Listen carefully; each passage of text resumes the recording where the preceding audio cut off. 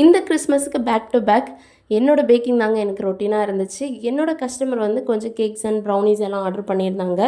இந்த ப்ரௌனீஸ் தான் அதில் மிஸ் ஆயிடுச்சு. என்னென்னா அவங்க கேட்ட கேக்ஸ் எல்லாமே நாங்கள் 2 பேக்காக போட்டு கொடுத்துட்டோம். உள்ளாடி ப்ரௌனி இருக்குதுன்னு நாங்களும் சொல்லிக்கல, அவங்களும் வந்து கவனிக்காமல் கொடுத்துட்டாங்க.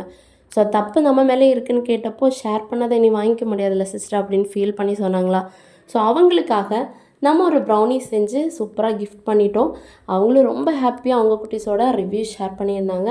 இந்த கிறிஸ்மஸ் அப்படி ரொம்ப ஹாப்பியாக போயிடுச்சுங்க. அப்படி நெக்ஸ்ட்டு கஸ்டமர் வந்து என்னோடய நியூ கஸ்டமர் ஃபாரின்லேருந்து அவங்க பொண்ணுக்காக ஃபர்ஸ்ட் டைமாக வாங்கியிருக்காங்க. ஸோ அவங்களும் ரொம்ப ஹாப்பி. அவங்க பொண்ணு சர்ப்ரைஸ் பண்ணுற மாதிரி அவங்க வீட்டிலேயே போய் நம்ம விஷ் பண்ணி இந்த ப்ரௌனியும் கொடுத்துட்டோம். ஃபைனல் டச்சாக எங்கள் குட்டீஸோட பாப்டிசம் கேக் தாங்க. இப்படி தான் இந்த கிறிஸ்மஸ் போச்சு. இந்த கிறிஸ்மஸ் கேக்ஸ் வீடியோ உங்களுக்கு பிடிச்சிங்கன்னா மறக்காமல் லைக் போட்டுருங்க. நீங்கள் போடுற ஒவ்வொரு லைக்கும் எனக்கு அவ்வளோ எனர்ஜி பூஸ்டராக இருக்கும். தேங்க்யூ.